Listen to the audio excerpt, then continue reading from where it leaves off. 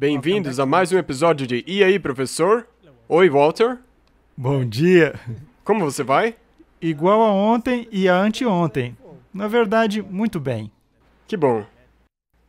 Vamos abrir com uma palavra de oração? Nosso Pai Celeste, te agradecemos de novo porque podemos nos reunir. Por favor, ilumine nossas mentes mais uma vez e ajude com que nós possamos discernir a verdade do erro. Em nome de Jesus, amém. Então vamos responder algumas perguntas de novo. Hora das perguntas. Sim. E eu já vou começar. A primeira pergunta que nós temos: onde Caim achou sua esposa? Bem, não é algo tão complicado assim. Um par foi criado, Adão e Eva, e eles eram perfeitos. Seu sistema genético era imaculado. Não havia falha nele, de nenhuma natureza. Então, eles tiveram filhos, muitos filhos. Não sabemos quantos. Conhecemos alguns deles, mas não sabemos sobre os outros. Eles tiveram filhos e filhas. Tinham uns 900 anos quando morreram. Digamos que nos dias de hoje foram férteis, a ponto de gerarem filhos, até pelo menos aos 400 anos, se não 500 anos de idade. Quantos filhos Eva teve? Não sabemos. Mas ela teve muitos filhos e filhas. Pelo fato de não haver nenhum tipo de aberração genética, não havia problemas. Se um casasse com a sua irmã, estava tudo certo. E isso foi permitido que se prolongasse nas primeiras gerações. Finalmente, por causa da queda, a aberração genética entraram em cena. E houve restrições impostas. Se chegarmos à época de Abrão, Abrão ainda se casou com sua meia-irmã. Isso ainda era perfeitamente permissível. Não era o mesmo. Ambos os pais não eram os mesmos, mas um deles era. E ao prosseguirmos, as restrições aumentam e não deveriam se casar dentro das delimitações próximas da família, por causa das aberrações genéticas. Mas no princípio não havia nenhuma aberração genética. Então a esposa com a qual Caim se casou foi uma rebelde. E ela se apiedou dele. E quando Caim foi banido, ela disse: onde ele for, eu vou. E é daí que se inicia a linhagem de Caim. Os primeiros filhos, então, se casaram com suas irmãs. Um cristão deveria namorar ou casar alguém não cristão? Uau, você não sabe quem fez essa pergunta, certo? Ok, deve um cristão namorar ou se casar com um não cristão? Essa é uma questão muito grave. E a resposta não é muito simples. Mas vamos analisar alguns versos da Bíblia. 2 Coríntios 6,14 diz: não vos prendais a um jugo desigual com os infiéis. Porque que sociedade tem a justiça com a injustiça? E que comunhão tem a luz com as trevas? Então a Bíblia nos diz claramente que não devemos nos prender a um jugo com infiéis. Ora, se você está casado, está preso a um jugo. Jugo desigual. Houve um problema desde o início. E foi quando o sistema desandou. Porque bem no início na Bíblia, diz: viram os filhos de Deus que as filhas dos homens eram formosas e começaram a se casar com elas. Essa é a linhagem que segue a linhagem de Sete e de Caim. E a linhagem de Caim, elas eram filhas dos homens. E a linhagem de Sete eram os filhos de Deus. Porque todos os que estavam alinhados à verdade e a Deus eram os filhos de Deus. Mas, finalmente, saíram as compras nos shoppings da época e viram, as filhas dos homens são bem bonitas, e começaram a se casar com elas. Foi aí que a coisa começou a dar errado. Você pode analisar a história da Bíblia, o que aconteceu com Salomão. E no final ele foi pelo mesmo caminho? Exatamente a mesma coisa. Pegou o mesmo caminho que ocasionou um declínio espiritual terrível a toda a nação.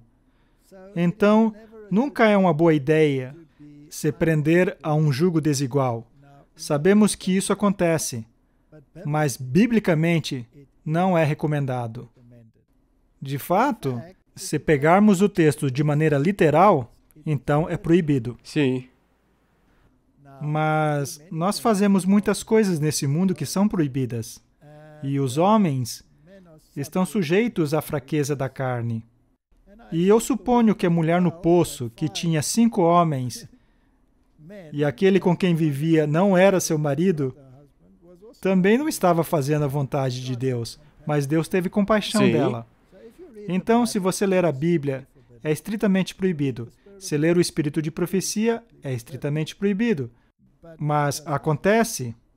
Então, o que ocorre quando isso acontece? Tem outro verso na Bíblia, que é 1 Coríntios 7,14, e que é bem interessante.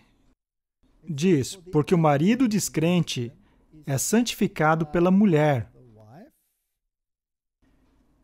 Isso, obviamente, significa uma esposa que está na fé. Sim. Porque será que algo puro pode surgir de algo imundo? Não. A resposta da Bíblia é bem clara, não. Porque o marido descrente é santificado pela mulher. Poderíamos, na verdade, acrescentar uma palavra aqui. Mulher fiel. E a mulher descrente é santificado pelo marido. Um marido fiel, por assim dizer. De outra sorte, os vossos filhos seriam imundos, mas agora são santos. Então, a Bíblia faz provisão para o caso de que isso aconteça. Então, se o marido infiel se casa com uma esposa fiel, seus filhos serão considerados santos, com base em que ou a esposa ou o marido estejam na fé. Mas é mais seguro dizer que, se você tiver a escolha, então antes, siga o primeiro. Siga a primeira opção. Se realmente acontecer e o marido ou a esposa infiel se casar com uma esposa ou marido infiel, então teremos conflito nesse matrimônio. E depende de quão profundo será o conflito e de quanta tolerância há.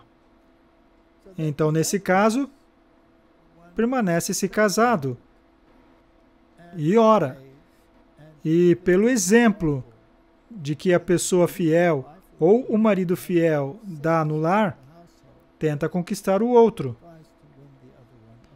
E se o outro recusar-se a ser levado ao outro lado, aí será preciso conviver com essa situação. Então é melhor evitar a situação em primeiro lugar. Essa é a resposta. Não é agradável a muitos, mas é o que a Bíblia ensina. Amém. Qual é o significado das festas bíblicas? Nós deveríamos guardar ainda as festas bíblicas? Tem muita contenda quanto a essa questão, não é? Sim. Tem muita história vinculada a isso. As festas são, obviamente, tipos que apontam a uma realidade maior. Acho que deveríamos passar algum tempo nessa pergunta e tratar de alguns pontos, para ver como isso aqui pode ser aplicado à época em que vivemos. A pergunta, então, é: festejar ou não festejar? E, dependendo de com quem se fala, teremos uma resposta diferente. Se formos ao espírito de profecia, ele nos diz que, em sentido especial, foram os adventistas do sétimo dia postos no mundo como atalaias e portadores de luz. A eles foi confiada a última mensagem de advertência a um mundo a perecer. Sobre eles incide maravilhosa luz da palavra de Deus. Confiou-se-lhes uma obra da mais solene importância, a proclamação da primeira, segunda e terceira mensagem angélica. Nenhuma obra há de tão grande importância, não devem eles permitir que nenhuma outra coisa lhes absorva a atenção. Ora, já estamos fazendo isso há 1 ano. E antes disso, há muitos anos. Mas qual é a mensagem que tem que ir ao mundo? A primeira, a segunda e terceira mensagem angélica. Nós sabemos que a primeira mensagem angélica é praticamente todo o Evangelho. Sim. Porque diz que vi outro anjo voar pelo meio do céu, tendo o Evangelho eterno para proclamar. Também diz que devemos adorar a Deus, o Criador de todas as coisas. Logo, a segunda mensagem angélica vai para aqueles que recusam a plenitude dessa mensagem. E a terceira mensagem angélica lida com a obediência aos requisitos de Deus. Quando se é obediente aos seus requisitos, aceita-se a justificação que vem dele. Em outras palavras, a obediência que você tem flui de sua aceitação da graça que Deus lhe concede. Não é um meio para a salvação, mas uma consequência da salvação. Essa é a obra. Devemos então ir ao mundo e pregar uma mensagem na qual temos que crer nisso, nisto e naquilo. Ou temos que crer nas festas, ou crer em qualquer mensagem que exista que desvie da proclamação disso. Qual é o centro da nossa mensagem? É aí onde quero chegar. Isso deveria ser o centro de nossa mensagem, as 3 mensagens angélicas. O que cremos sobre as festas é sempre secundário em relação a isso. Em Atos capítulo 15 lemos: Então, alguns que tinham descido da Judéia ensinavam assim aos irmãos: Se não vos circuncidardes, conforme a maneira de Moisés, não podeis salvar-vos. E aqui ensinava que a lei cerimonial era essencial para a salvação, porque diziam: se não for circuncidado, não será salvo. A pergunta é: será que as festas são cerimoniais ou não cerimoniais? Essa é a questão, não é? Essa é a questão. Ok, a circuncisão, obviamente, era cerimonial, pois apontava à circuncisão do coração. Atos capítulo 15, versos 2 diz: Tendo tido Paulo e Barnabé não pequena discussão e contenda, então foi uma questão acalorada. Então essas questões podem ser muito acaloradas. Ora, isso chega a ser um eufemismo, pois quando diz que não tiveram pequena discussão, o que significa? Significa que a discórdia era grande? Foi um grande problema. Tem gente que cria grandes problemas com coisas assim. E farão isso ponto de salvação. Se você não entender como eu entendo, você não irá para o céu. Ok. Resolveu-se que Paulo e Barnabé, e alguns dentre eles, subissem a Jerusalém, aos apóstolos e aos anciãos, sobre aquela questão. Tornou-se tão acalorada que nem mesmo confiaram na autoridade de Paulo e Barnabé. Temos circunstâncias similares hoje em dia? Com certeza. Temos muitas questões intensas, até mesmo em nossas fileiras. Quer estejamos falando sobre a questão da festa, ou na questão da Trindade. Há tantas coisas que parecem ser totalmente ponto de salvação para muita gente. Questão de salvação. Queremos ser justos com isso. Não queremos ser críticos. Mas precisamos analisar a questão. Correto? Não é? Continuamos lendo. Alguns, porém, da seita dos fariseus, que tinham crido, se levantaram dizendo que era mister circuncidá-los e mandar-lhes que guardassem a lei de Moisés. Não se trata apenas da circuncisão, e sim de toda a lei de Moisés. Ora, a lei de Moisés era cerimonial. Era a lei cerimonial. Então, eles incluíram toda a lei cerimonial nessa questão e disseram: não mudou nada. Devemos todos guardá-las como são. Sim. Todas as leis, cerimoniais e morais. E tiveram uma reunião muito importante, que foi como uma reunião da Conferência Geral. Congregaram-se, pois, os apóstolos e os anciãos para considerar esse assunto. E havendo grande contenda. Ora, resolveram essa questão facilmente? Não. Não. Todo mundo concordou uns com os outros? Não. Houve grande contenda. Obviamente, havia dois lados nessa questão, certo? Levantou-se Pedro e disse-lhes: Homens, irmãos, bem sabeis que já há muito tempo Deus me elegeu dentre nós, para que os gentios ouvissem da minha boca a palavra do Evangelho e crescem.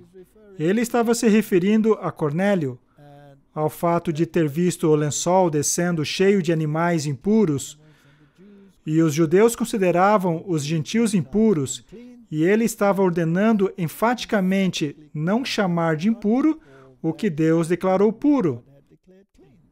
E foi até Cornélio, e Cornélio se ajoelhou aos seus pés, e ele disse: Não faça isso, sou um ser humano como você. Ele não agia como um papa, não é? E ele disse a Cornélio: Você sabe que é ilegal para mim, como um judeu, me associar com um gentil. Mas Deus me mostrou em visão que eu não devo chamar nenhum homem de impuro ou imundo. E a que lei ele se referiu quando ele disse que era ilícito para ele? Essa parte era parte da lei cerimonial. E a lei de Moisés. E da lei de Moisés. Então, houve muita contenda entre eles. E Pedro fez esse discurso. E a propósito, Paulo também foi chamado para ser um apóstolo aos gentios. Mas eles não queriam aceitar a autoridade dele nessa questão. E recorreram aos apóstolos. Portanto, após muita contenda, chegaram a esse ponto.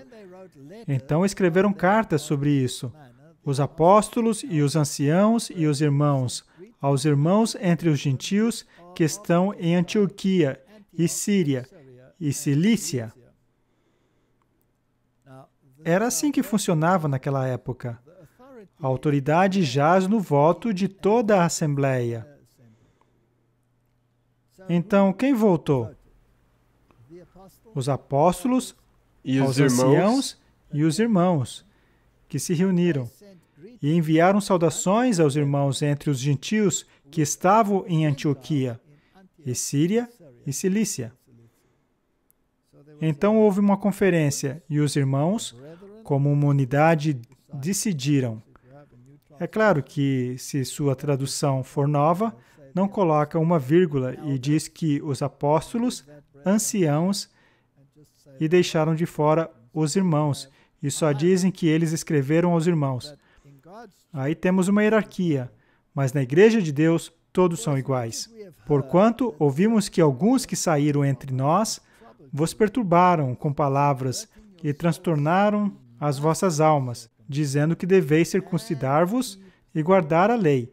Em outras palavras, a lei cerimonial. A lei de Moisés foi dada por Deus a Moisés. Com certeza. Por isso que é importante você ter mencionado a lei cerimonial. Mas a lei moral foi escrita em pedra pelo dedo de Deus. Foi colocada dentro da arca. E a lei cerimonial foi escrita à mão por Moisés Sim. e colocada ao lado da arca. Pareceu-nos bem, reunidos concordemente. Em outras palavras, foi como se deu a votação. Eleger alguns homens e enviá-los com os nossos amados Barnabé e Paulo. Isso é interessante, não foram somente enviadas cartas. Sim. Enviaram testemunhas porque as pessoas estavam tão inflamadas, não foi pequena discussão, que provavelmente rejeitariam o que Paulo e Barnabé disseram mesmo assim. Então, enviaram testemunhas para comprovar que era de fato assim que eles decidiram. Agora estamos em Gálatas, capítulo 2, verso 9. Tem um pouco mais de insight aqui. E conhecendo Tiago, Cefas e João, que eram considerados como as colunas, a graça que me havia sido dada, deram-nos as destras, em comunhão comigo e com Barnabé, para que nós fôssemos aos gentios e eles a circuncisão. Isso foi na igreja primitiva, quando Paulo foi enviado para pregar aos gentios. Eles tiveram a bênção dos principais apóstolos, Tiago, Cefas, que é Pedro, e João, recomendando-nos somente que nos lembrássemos dos pobres, o que também procurei fazer com diligência. Mas agora tem essa pequena palavra, a palavra mas. E chegando Pedro a Antioquia, lhe resisti na cara, porque era repreensível.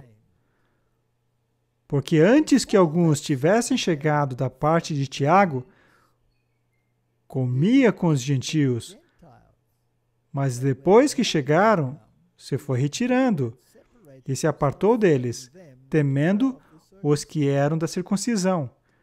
E os outros judeus também dissimulavam com ele, de maneira que até Bernabé se deixou levar pela sua dissimulação. O que é que Paulo está dizendo aqui? Pedro tinha acabado de dizer que agiria concordemente, não é? Que todos concordaram. Ok, não temos que fazer isso. E enviaram cartas e assinaram. Estamos todos de acordo. E Tiago se levantou naquela reunião e fez um discurso. E foi ele quem encerrou o assunto. Ok, não colocaremos todas essas restrições que os judeus têm, que nem nós, nem nossos pais podem suportar. Então, nós o admoestamos a se abster de carne sufocada, de beber sangue. Então, ele manteve as leis de saúde, certo? Uhum. Isso não é mais uma obrigação de vocês. Basicamente, já foi cumprido no Novo Testamento. Mas logo, Tiago, que naquela época foi o porta-voz, pareceu ter outros pensamentos. E ele teve pequenas discussões com certo homem, que veio com Tiago. E parece que isso perturbou a mente de Pedro. Então Pedro foi desviado do lindo discurso que havia feito, pois antes ele não se importava em comer com os gentios, e agora, de repente, tinha dificuldades. E não somente isso, e os outros judeus também dissimulavam com ele, de maneira que até Barnabé, que no início foi firme em argumentar contra isso, se deixou levar. Ora, essas questões geram contenda dentro da igreja? Sim. Muita contenda. Muita contenda. Devemos ser muito cuidadosos, muito prudentes. E não devemos permitir que venha dissensão em nossas fileiras, por causa de uma má compreensão ou uma interpretação diferente de uma questão. Nosso trabalho é pregar as 3 mensagens angélicas. Mas vamos voltar às festas. Havia 7 festas judaicas anuais, que serviam como um tipo e um antítipo. Ora, o tipo... Vamos ver a Páscoa. Qual era o antítipo da Páscoa? A crucifixão, não é? Porque tinha que pegar um cordeiro sem defeito, tinha que, em sua família, consumir todo o cordeiro. Tinha que ser preparado com ervas amargas. Peguemos isso como exemplo.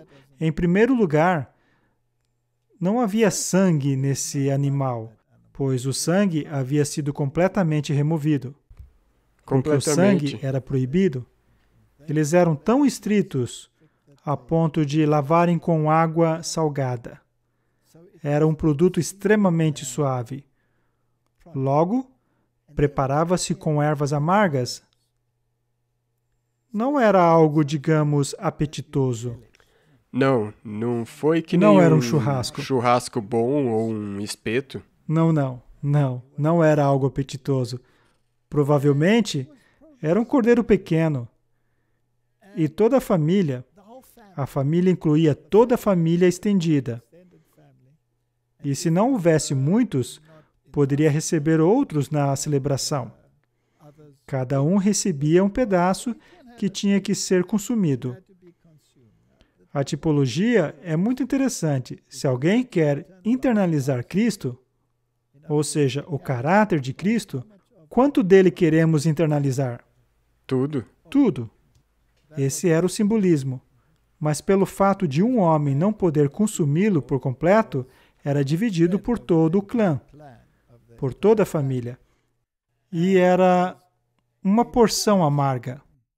Agora, quando você muda o seu estilo de vida, quando você muda a sua visão, quando você se torna um cristão que saiu do mundo, é algo difícil de engolir. Sim. Mas você tem que engolir. Você tem que tomar até a última gota. E aí se torna doce no estômago, não é? No estômago, mas mesmo assim a caminhada é muito amarga. Certamente. Então, a Páscoa e esta festa que ocorreu naquele dia era um tipo da crucificação. Ora, o antítipo, a crucificação, era obviamente maior que o tipo, que era somente uma sombra que apontava para ele. Depois que Cristo foi crucificado, qual era a razão em se guardar a Páscoa? Isso se cumpriu? Já estava cumprido. Algumas pessoas dizem que não se cumpriu. A igreja primitiva, há bons registros que dizem que ainda participavam dos festivais, mas ainda estavam discutindo sobre muitas questões. E, à medida que o conhecimento da tipologia se desdobrava, eles mudaram com o passar dos tempos. A festa seguinte era a festa dos pães asmos, que era no dia seguinte, no dia 15 de Nissan. E o corpo que foi quebrado, esse pão, disse Jesus, simboliza meu corpo, não é? Que foi quebrado por vocês. E isso simboliza Cristo na sepultura. Aquele que não pecou se tornou pecado por nós. Então, esteve Cristo na sepultura cumprindo o tipo dos pães asmos? Sim. A festa seguinte foi no dia seguinte. Era a festa das primícias, que tipificava a ressurreição. Tínhamos a festa e o antítipo. Festa e o antítipo. Festa e o antítipo. Agora temos a festa das semanas no 6 de Sivan, que tipificava o Pentecostes. Ora, o Pentecostes foi quando as pessoas foram capacitadas a pregar a Cristo. Em outras palavras, o Espírito Santo foi derramado para dar poder aos discípulos de Cristo a pregar o Evangelho. É por isso que foi derramado. Além de todas as outras funções do Espírito Santo, obviamente, mas o derramamento era para pregar o Evangelho. O Espírito Santo sempre esteve lá o tempo todo e ele convencia do pecado, da justiça, do juízo e todas essas questões. E levava as pessoas à palavra, mas o Pentecostes foi um derramamento para pregar a Cristo, certo? Minha pergunta é, isso só ocorreu uma vez e nunca mais depois? Não. Ou o Espírito Santo está sendo derramado constantemente e o Evangelho pregado a cada geração? Sim. Posso, portanto, guardar um dia quando o Pentecoste já aconteceu e continua ocorrendo? Não, isso faria nula a comissão do A comissão Evangelho. evangélica. Ok? Então aqui temos um problema. Se uma festa é totalmente essencial, preciso aguardar por esse dia específico para ter uma experiência com o Espírito Santo? Só estou fazendo uma pergunta. Não estou sendo vingativo. É apenas uma pergunta. Continuemos.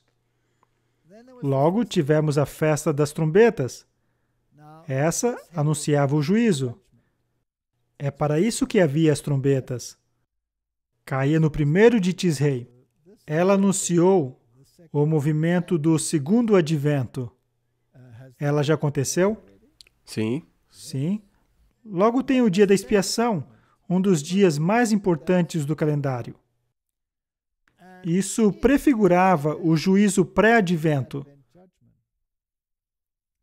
O dia da expiação era um dia no qual se afligia a alma e acertava aquilo que estava errado. E se chegava a uma harmonia com Deus, pois o juízo estava às portas.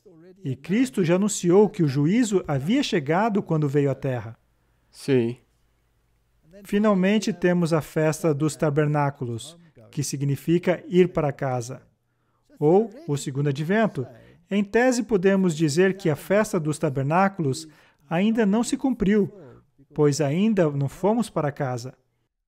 Mas se aceitarmos que Cristo prometeu que viria novamente, que iria preparar um lugar, então quando aceitamos a Cristo, não cremos que iremos para casa com Ele? Então, pela fé, isso já foi cumprido. Bem, a festa dos tabernáculos é só quando a segunda vinda chegar ou ao esperar por ela? Sim, estamos esperando. Então nós estamos continuamente na festa dos tabernáculos. Em certo sentido, dentro da igreja adventista, ao menos, costumávamos ter, antes dos lockdowns, algo conhecido como reuniões campais, que era como um tipo de festa dos tabernáculos. As pessoas tabernaculavam juntas e emergiam no conhecimento de que Cristo viria para levá-los para o lar em breve. Ora, por que a essa altura do campeonato tem esse enorme movimento para trazer as festas de volta? Onde isso começou? Porque se analisarmos a história da igreja, a igreja primitiva tinha algumas relíquias disso. Logo, desapareceu por completo. A reforma nunca trouxe isso à tona. Então, é algo novo o fato de as festas deverem ser guardadas novamente, não é? Então, onde isso começou de fato? Ora, voltemos ao Vaticano II e à questão judaica. Isso é interessante. Os laços existentes entre a liturgia cristã e a liturgia judaica serão guardados na mente. Foi o que disse o Vaticano II. Para aprimorar as relações judaico-cristã, é importante tomar conhecimento desse elemento em comum da vida litúrgica. Fórmulas, festas, rituais, etc., nos quais a Bíblia detém um lugar essencial. Então, de onde isso vem? Isso vem dos documentos do Vaticano II. Austin P. Flannery, página 743. Então, trata-se de uma decisão do Vaticano II. Para encontrar um terreno comum entre o cristianismo e o judaísmo, precisamos reativar as festas. Documento do Vaticano II, página 744. Os cristãos devem, portanto, se esforçar para adquirir um melhor conhecimento dos componentes básicos da tradição religiosa do judaísmo. Devem se esforçar para aprender por quais características essenciais os judeus se definem à luz de sua própria experiência religiosa. Então, o que o concílio da igreja primitiva disse foi que os gentios não tinham que se preocupar. O Concílio do Vaticano II decidiu que nós tínhamos que nos preocupar com isso. Sempre temos isso. Todas as vezes que a Bíblia diz uma coisa, Roma diz outra. Roma diz o contrário. Estamos bem acostumados a isso. Continuemos lendo. Documento do Vaticano II, página 747. A história do judaísmo não terminou com a destruição de Jerusalém, e sim continuou até desenvolver uma tradição religiosa. E embora creiamos que a importância e o significado dessa tradição tivessem sido profundamente afetadas pela vida de Cristo, ela é, ainda assim, rica em valores religiosos. Isso pode ser verdade, que possui valores religiosos para eles. Mas será que precisa ser aplicada aos cristãos hoje? Não. Não é necessário, não é? Serão incentivadas pesquisas sobre os problemas que sobrevêm ao judaísmo e as relações judaico-cristã entre especialistas. Isso é interessante. É preciso ser um especialista a fim de poder fazer essa comparação E eu acho que o especialista é quem diz a você o que você tem que fazer, não é? Será que a Bíblia funciona assim? Nunca li que a Bíblia diga isso. A Bíblia diz que devemos estudar por nós mesmos e nós tomamos a decisão, não é? Aqui temos um coach que vai nos dizer o que fazer. Ok. Sempre que possível, serão criadas cátedras de estudos judaicos e motivada a colaboração com acadêmicos judeus. Isso é algo que eles querem permear por todo o cristianismo. E isso vem do Vaticano II. Bem, quando isso acontece, minhas anteninhas começam a saltar. Hebreus 8:13. Dizendo nova aliança, envelheceu a primeira. Ora, o que foi tornado velho e se envelhece, perto está de acabar. Claramente, a Bíblia ensina que certas porções da antiga aliança não mais se aplicam. É o que a Bíblia ensina. Roma diz que é uma tradição importante, portanto as pessoas guardam. Eu quase chego a acreditar que sempre que Roma diz alguma coisa, o contrário é a verdade. Quase. Outra coisa que muitas pessoas agora fazem é, com isso de envelhecer a velha aliança, eles colocam o sábado junto nisso. Mas já tratamos disso várias vezes. O sábado é parte da lei moral, é o coração da lei moral, não faz parte da lei cerimonial, embora seja incluído e os dias de festas sejam conhecidos como sábados cerimoniais. E de acordo com Colossenses, que tratamos no episódio anterior, tais foram removidos, pregados à cruz. Em outras palavras, estão obsoletos, os sábados cerimoniais. Lembre-se que festas estavam sempre associadas com sacrifícios, sistema de sacrifícios. Se você realmente está fazendo um sacrifício, então, na verdade, está negando que o cordeiro antitípico foi sacrificado, porque então você está usando um tipo. Então, se quiser remover o sistema sacrificial, na verdade, você está tirando o melhor da festa. Sim. Não faz sentido. Não faz sentido em guardar um dia se você não tem sacrifício nele. Exatamente. Mas e os sacrifícios que eram feitos diariamente e também no sábado? Certamente. Esse fato de que Jesus iria morrer com você era um componente tão especial que havia um sacrifício diurno e noturno diariamente, que também aconteceu no sábado. Mas a festa sacrificial chegou a um fim, o que significa que o sistema sacrificial no sábado também chegou a um fim. Mas isso não tem que ver com o sábado, porque o sábado foi criado por um motivo diferente. Não como um antítipo para apontar para Jesus. Exatamente. O sábado apontava de volta à criação. Lembra-te do sábado, porque em 6 dias fez o Senhor o céu, a terra, o mar e as fontes das águas, não é? Aponta de volta à criação. O sábado cerimonial apontava para frente, para Cristo, sendo Cristo a realidade. Então, o que Efésios nos diz a respeito? Efésios 2,14. Porque Ele é a nossa paz, o qual em ambos os povos fez um, derrubando a parede da separação que estava no meio, falando sobre os judeus e os gentios. Na sua carne desfez a inimizade, isso é, a lei dos mandamentos, que consistia em ordenanças. Essa é a lei de Moisés. Era o que era chamada. Era a letra, a escrita de Moisés. Para criar em si mesmo, dos dois, um novo homem, fazendo a paz. Então, de acordo com esse verso, a escrita de ordenanças, que é a lei cerimonial, foi removida. Então, quais leis ainda nos pertencem?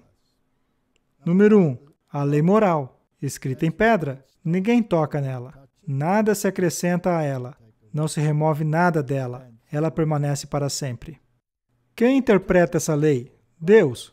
Os judeus dizem que está quebrando o sábado ao se curar um homem. Jesus disse, não, eu sou o Senhor do sábado. Eu lhe digo como Correto. se guarda. Ele nunca transgrediu. Ele nunca transgrediu o sábado.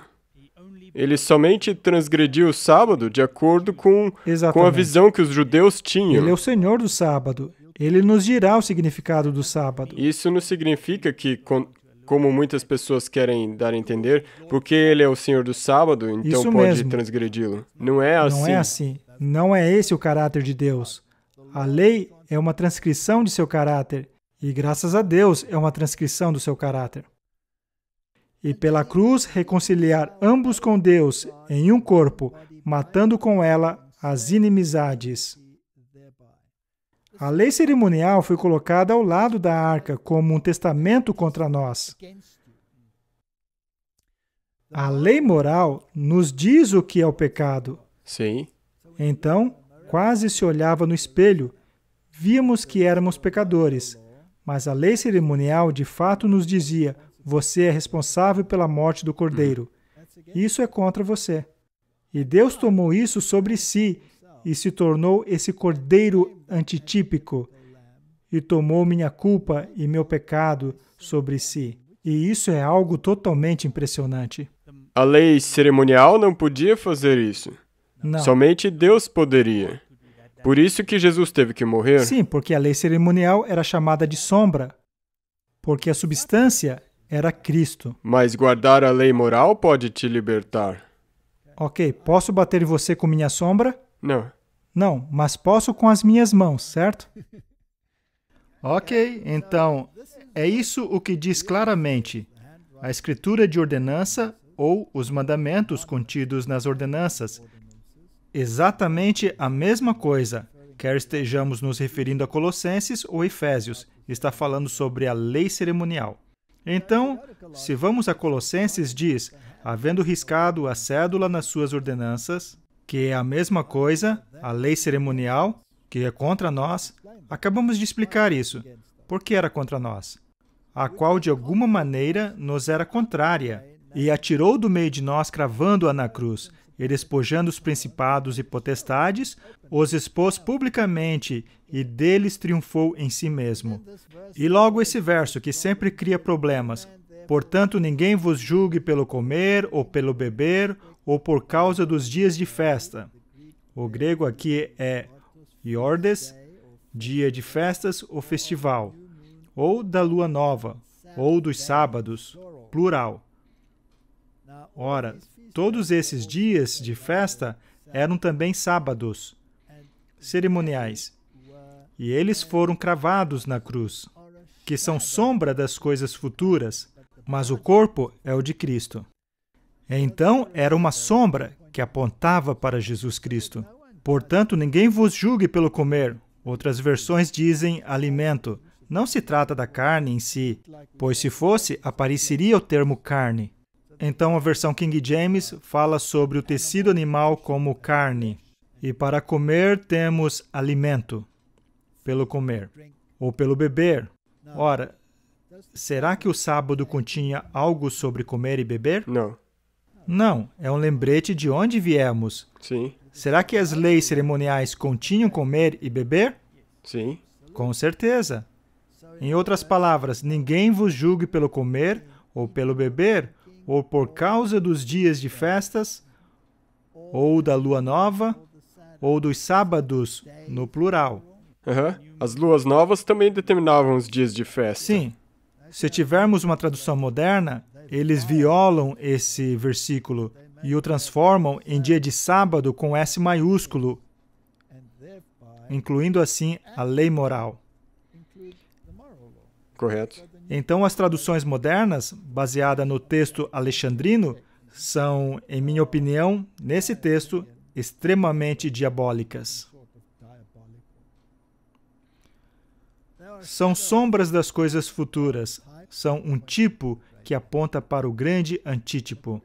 De acordo com isso, não são mais aplicáveis. Vamos analisar o que o Espírito de Profecia diz.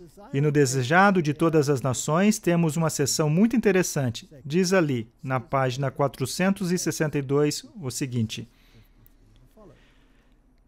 Cristo se achava no ponto de transição entre dois sistemas e duas grandes festas. Agora ela está falando somente de duas, mas fala de festas, não é? Ele, o Imaculado Cordeiro de Deus, estava para se apresentar como oferta pelo pecado e queria assim levar a termo o sistema de símbolos e cerimônias que por 4.000 anos apontara a sua morte. Levar a termo o sistema de símbolos e cerimônias. Ao comer a Páscoa com seus discípulos, instituiu em seu lugar o serviço que havia de comemorar seu grande sacrifício. Passaria para sempre a festa nacional dos judeus. O serviço que Cristo estabeleceu devia ser observado por seus seguidores em todas as terras e por todos os séculos. Então, ela está se referindo especialmente à Páscoa, que foi instituída por Ele em seu lugar. Em seu lugar. E o primeiro sistema deveria passar para sempre. Se aplica a uma festa que era tipológica, não se aplica a todas? Sim. Em minha opinião, sim. Na opinião de muitas outras pessoas, não. Pois tem havido não pequena contenda entre eles. Correto. E aqui tem um artigo da Review and Herald. E a propósito, as pessoas podem dizer, mas isso é Ellen White. Mas o que ela está dizendo está totalmente em harmonia com as Escrituras. Nessa ordenança, Cristo libertou seus discípulos dos cuidados e fardos das antigas obrigações judaicas, dos ritos e cerimoniais. Está bem claro, não está? Uhum. Estas não mais possuíam qualquer virtude, pois o tipo estava encontrando o antítipo nele próprio. O que a Igreja Católica diz? Eles têm uma profunda tradição que, portanto, é válida hoje, e teremos que indicar especialistas para ver como podemos unir esses dois, e logo que os especialistas informem a Igreja que deve introduzir isso em seus sistemas religiosos para que tenhamos atributos comuns com os judeus. Atributos comuns entre aqueles que creem que Jesus era o Messias e aqueles que não creem que ele era o Messias. Eles podem ter solidariedade. Solidariedade. Ok? Vamos ler isso de novo. Estas não mais possuem qualquer virtude, pois o tipo estava encontrando o antítipo nele próprio, que era a autoridade e o fundamento de todas as ordenanças judaicas que apontavam para si mesmo como a grande e única oferta eficaz pelo pecado do mundo. Ora, quantas festas estão incluídas nessa citação? Eu creio que todos. Ok. Ele deu esta simples ordenança para que pudesse ser uma ocasião especial na qual ele próprio sempre estaria presente a fim de levar os participantes a verificar o estado de sua própria consciência, despertá-los para uma compreensão das lições simbolizadas e reavivar sua memória, convencê-los do pecado e levá-los ao verdadeiro arrependimento. Ele quer nos ensinar que irmão não deve se exaltar sobre outro irmão, que os perigos da desunião e da contenda devem ser vistos e considerados, pois nisso estão envolvidas a saúde e a santa atividade do crente. Então, a cerimônia do lava-pés deveria nos lembrar que temos que estar em estado de humildade quando tratamos uns com os outros. E essa ordenança era o grande lembrete de seu grande sacrifício. Ora, quando os judeus traziam um cordeiro, era a mesma coisa. Eles deveriam considerar a mensagem que estava incorporada no abate do cordeiro, mas se tornou um ritual para eles. E o sangue fluído era mais importante. Mais tarde, eles queriam andar com o sangue até o tornozelo. Pararam a drenagem. Pararam a drenagem. Onde diz isso na Bíblia? Então o ritual se tornou importante. Ora, isso é exatamente o que Roma adora. Roma adora rituais. Deus ama a fé. Sacrifício e oferta não quiseste. O que Ele quer é uma obediência humilde. Mas o sistema sacrificial foi dado como um tipo e lembrete de por que e como o pecado devia ser tratado. Êxodo 12, 14. E este dia vos será por memória, e celebrá-lo-eis por festa ao Senhor. Nas vossas gerações o celebrareis, por estatuto perpétuo. O hebraico é olam, no grego, ainoios. O celebrareis por estatuto perpétuo. O que você faz com isso agora? Bem, quando se aceita Cristo e internalizamos a mensagem da festa, então você está guardando perpetuamente que Ele é o Cordeiro de Deus que foi sacrificado por seus pecados. E nas ordenanças que foram colocadas em seu lugar, você continua a ser lembrado disso. Então, coloquemos dessa forma. A festa não desapareceu de fato, mas está sendo incorporada. Sim. E engolida. Por isso que Jesus disse que ele veio para cumprir, ele não veio para dizer, isso não valia nada, Certamente ou algo como que não. isso. Ele veio e disse, eu sou a manifestação disso tudo. Sim, e por terem feito disso um ritual, se lermos em Isaías, ele diz, eu abomino as vossas festas. Êxodo 12, 17. Guardai, pois, a festa dos pães ázimos, porque naquele mesmo dia tirei vossos exércitos da terra do Egito. Pelo que guardareis a este dia nas vossas gerações por estatuto perpétuo. Ao que apontavam os pães asmos?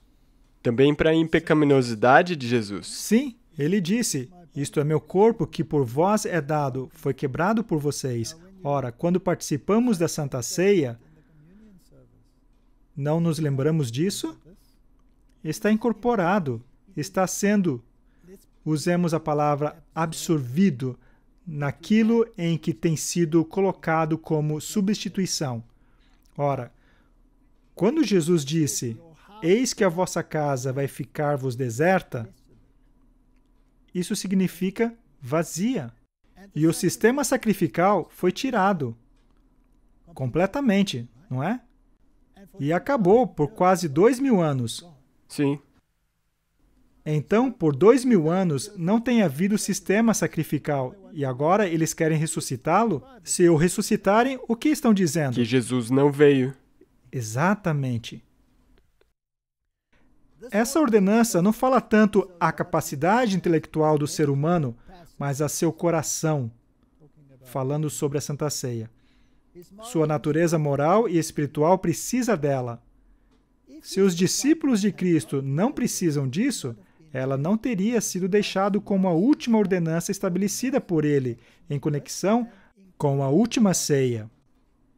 Era desejo de Cristo deixar para os discípulos uma ordenança que faria por eles exatamente o que precisavam, que serviria, ouça atentamente, para libertá-los dos ritos e cerimônias que até então haviam praticado como essenciais, mas que perderam o valor com a chegada do Evangelho.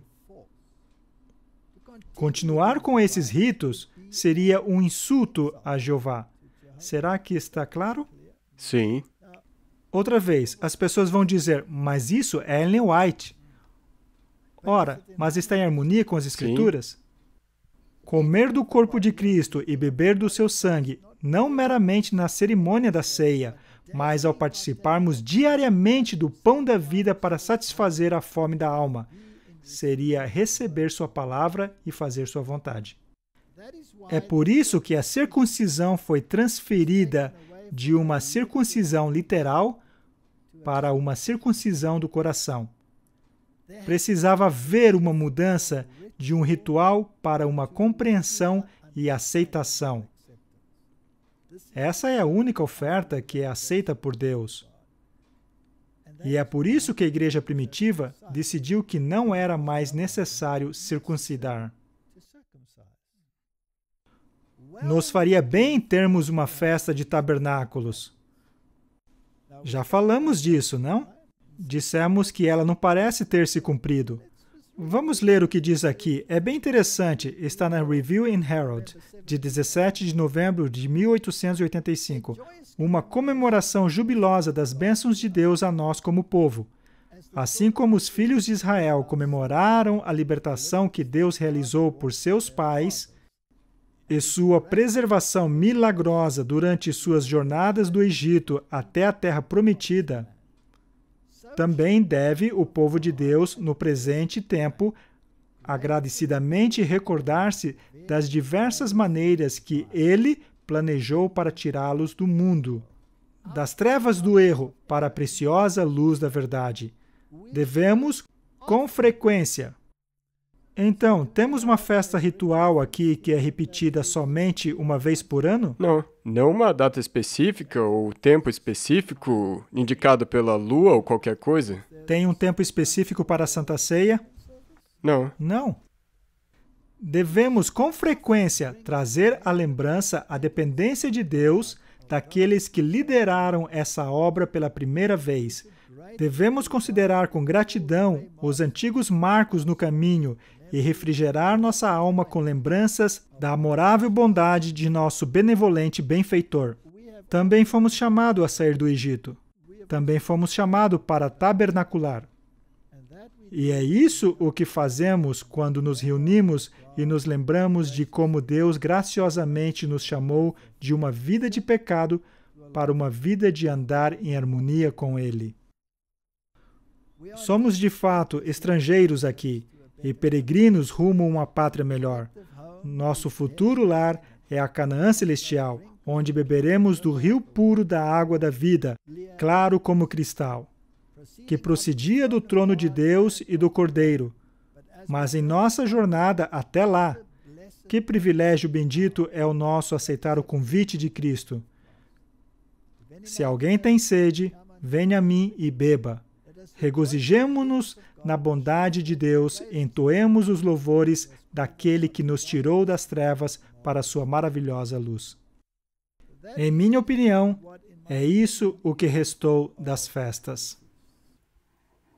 Muito obrigado por essa explicação. Eu acho que nós podemos concluir com isso por hoje. Você poderia concluir com uma palavra de oração? Sim. Pai Celeste, tem muitas questões que podem causar contenda. E eu oro, Senhor, que Tu tragas um senso de unidade aos Teus filhos, onde quer que estejam no mundo. Ajuda-nos a concentrar-nos nas coisas essenciais do Evangelho para os tempos em que estamos vivendo, para que não sejamos desviados com todas essas questões. Quanta obra deixa de ser realizada por causa de contendas a respeito de questões em que pode haver uma diversidade tão grande de pensamento. Abençoa Teu povo e ajuda-nos a ser bons soldados de Cristo, levando a mensagem de salvação ao mundo, pregando as 3 mensagens angélicas de advertência e aguardando a breve vinda de nosso Rei e Salvador. Essa é a minha oração em nome de Jesus. Amém. Amém. Obrigado por assistir esse vídeo. Para se inscrever, clique aqui.